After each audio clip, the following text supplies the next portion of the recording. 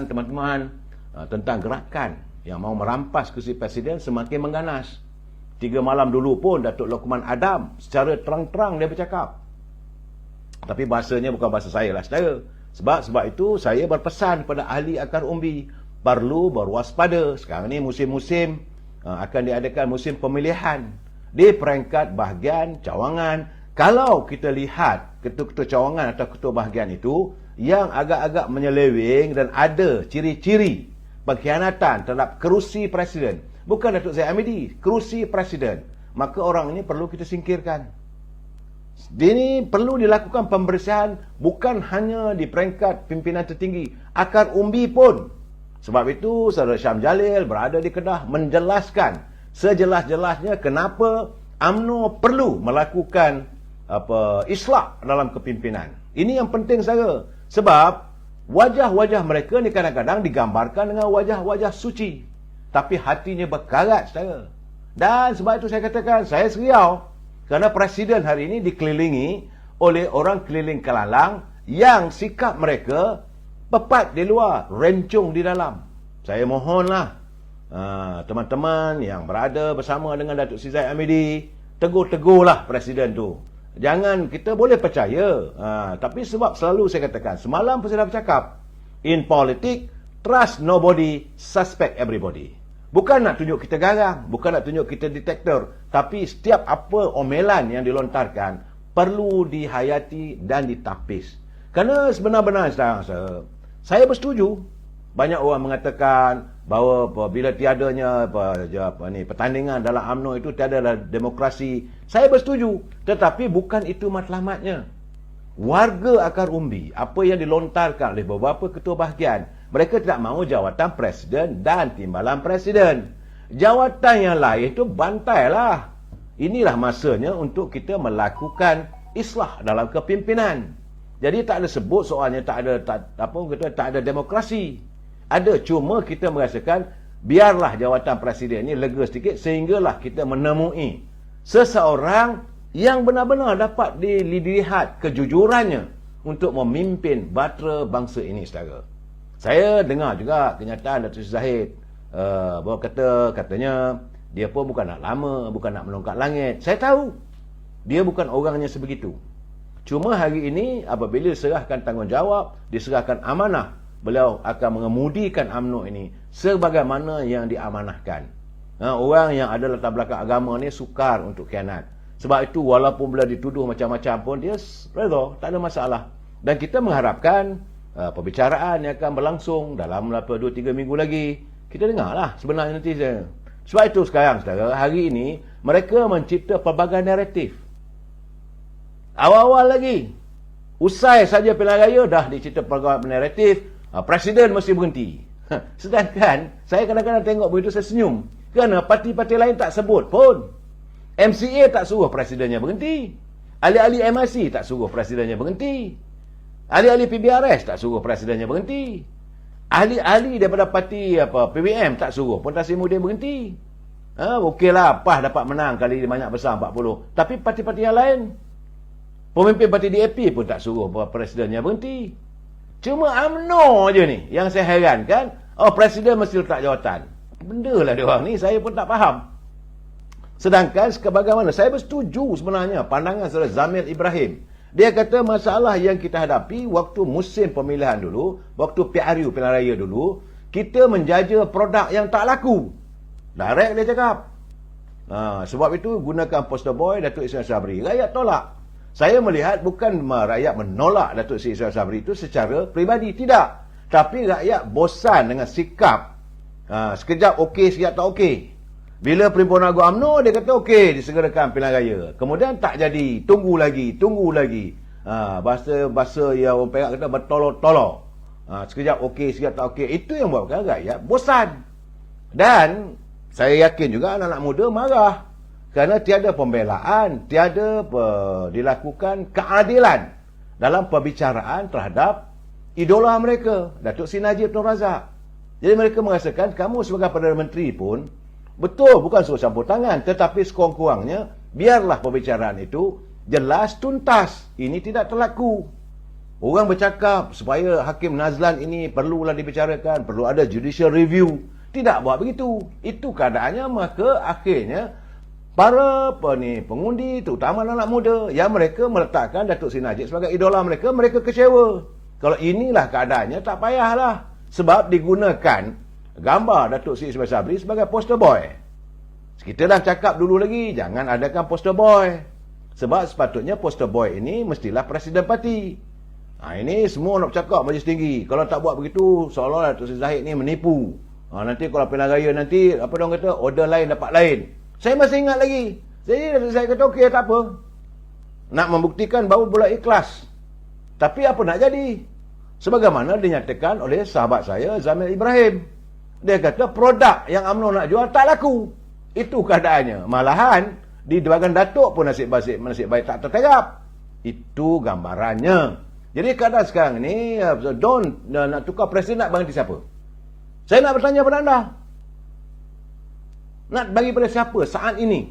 Sebab itu, kita biarlah satu ketika nanti, dalam masa 2-3 tahun akan datang, nak rasa nak tukarlah. Tapi sekarang ini, tolong nyatakan, siapa yang mempunyai ketawadukan, keberanian, berani untuk menghadapi segala cabaran demi untuk menyelamatkan UMNO. UMNO sekarang ni. Jadi saudara mungkin saudara mengatakan tukar presiden tu mungkin saudara dari kalangan orang daripada parti Perikatan Nasional marah pada Zahid kerana beliau memilih Datuk Seri Anwar Ibrahim. Sedangkan beliau menyatakan malam tadi dia kata, satu, kalau dia memihak kepada Perikatan Nasional, apa jadi pada UMNO? Memanglah kita dah tahu, takkan nak berkongsi dengan orang yang nak bunuh UMNO. Jadi beliau tidak punya pilihan.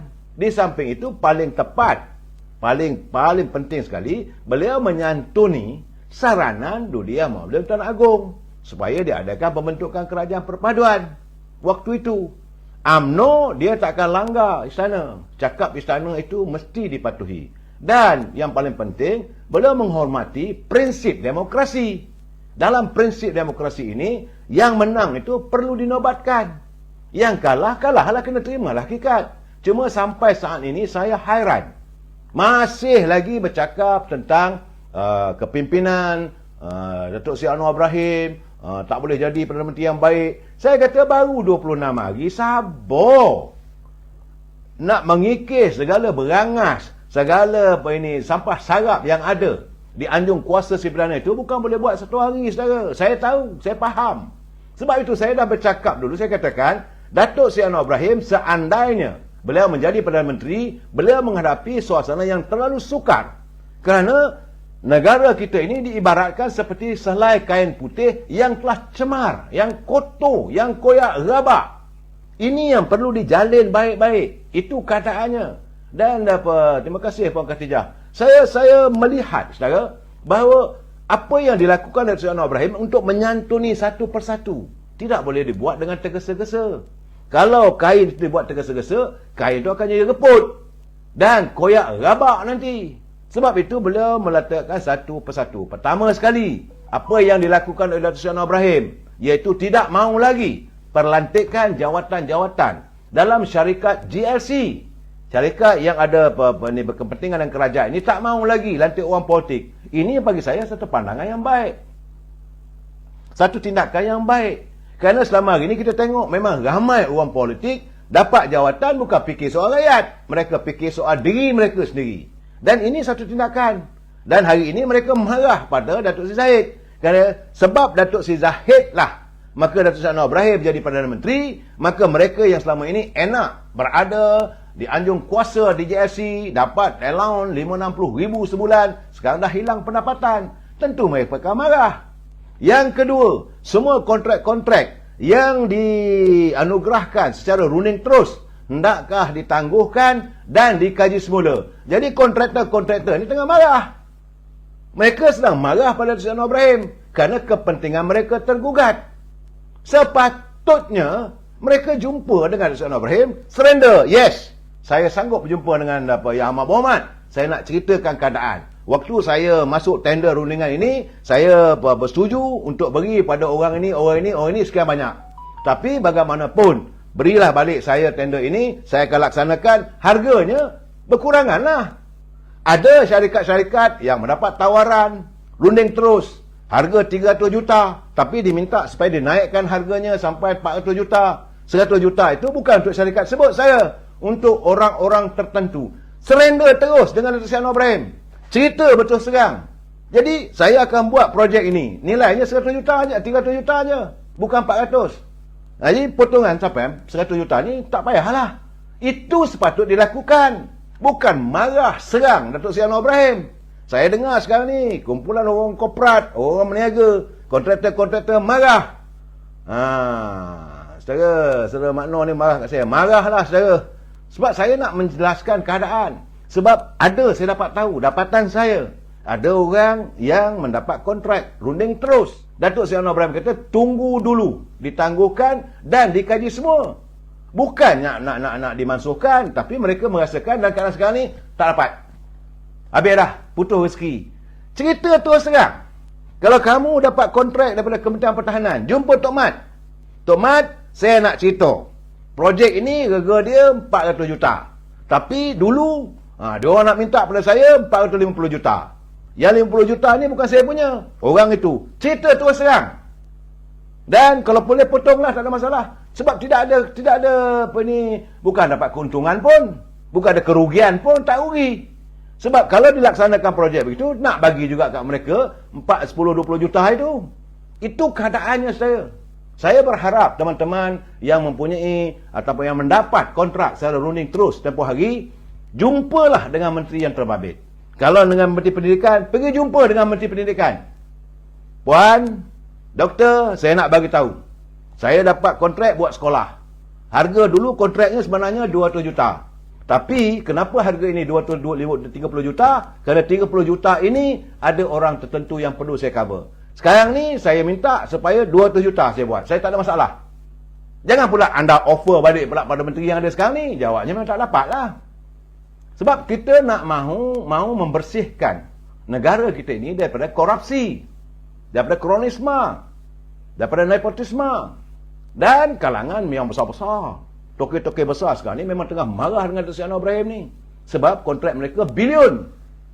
Jadi saya haraplah pada teman-teman ahli perniagaan, jangan marah. Jangan membenci. Sebab anda tak terlibat apa-apa pun.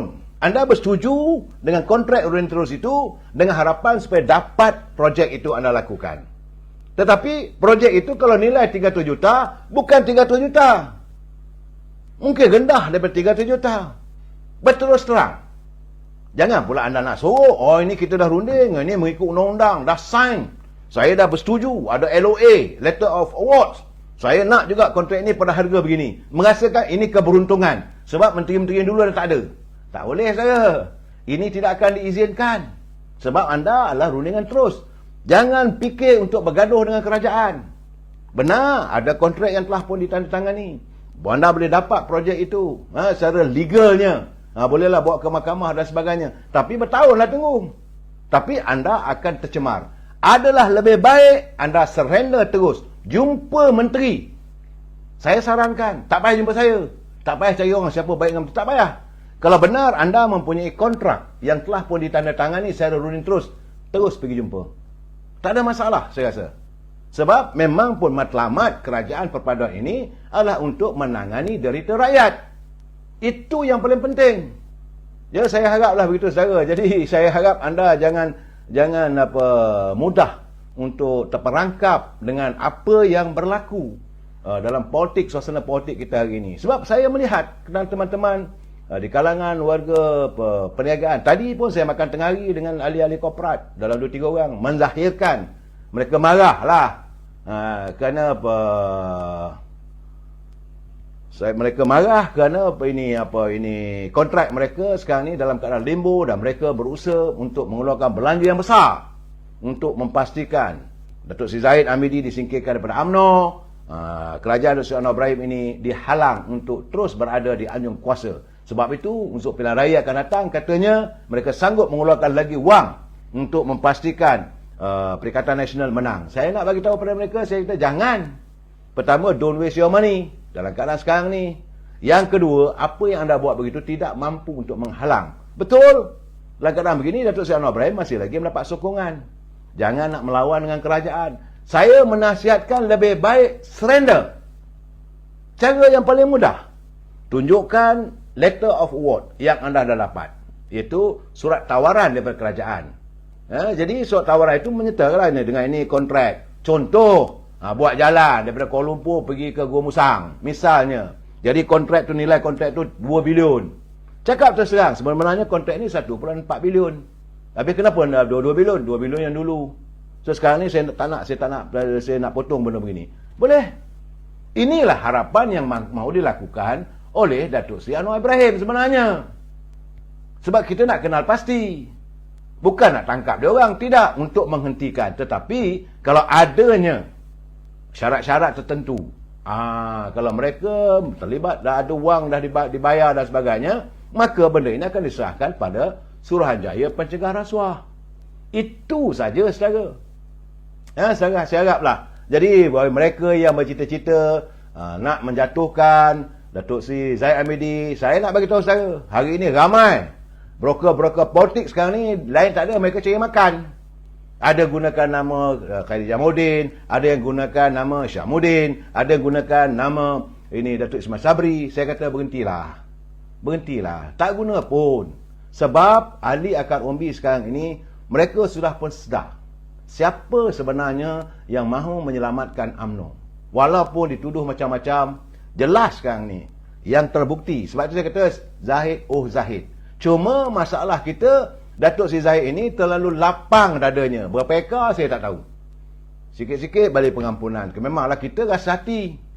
Kita nak ikut hati. Kalau boleh, pelempang aja. Dia tidak begitu saudara. Memanglah sebagai pemimpin dia melihat semua aspek.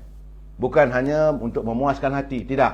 Apa saja tindakan yang dilakukan olehnya semata-mata untuk memastikan bahtera UMNO ini terus selamat dalam pelayarannya membawa harapan bangsa.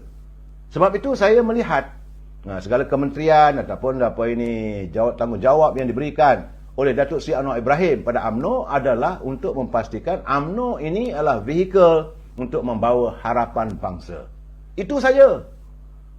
Saya tak kata bahawa perpaduan parti keadilan tidak begitu, tapi dalam parti keadilan tu banyaklah warganya, bukan hanya sekadar daripada parti orang Melayu.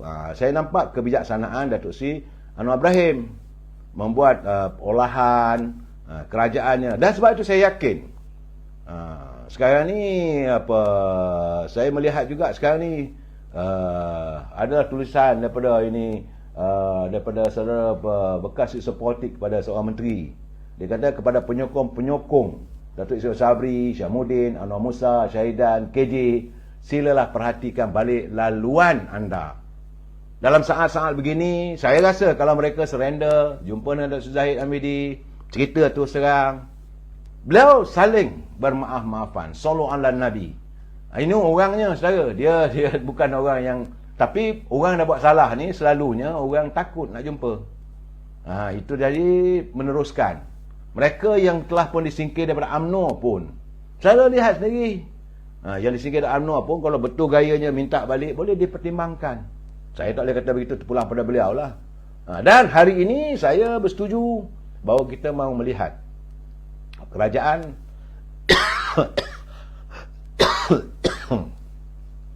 kerajaan perpaduan ini mahu menangani derita rakyat. Saya berterima kasih. Cuma saya harap di samping Datuk Seri Zahid Hamidi berlapang dada, saya juga mahu Datuk Seri Anwar Ibrahim tidak berlapang dada.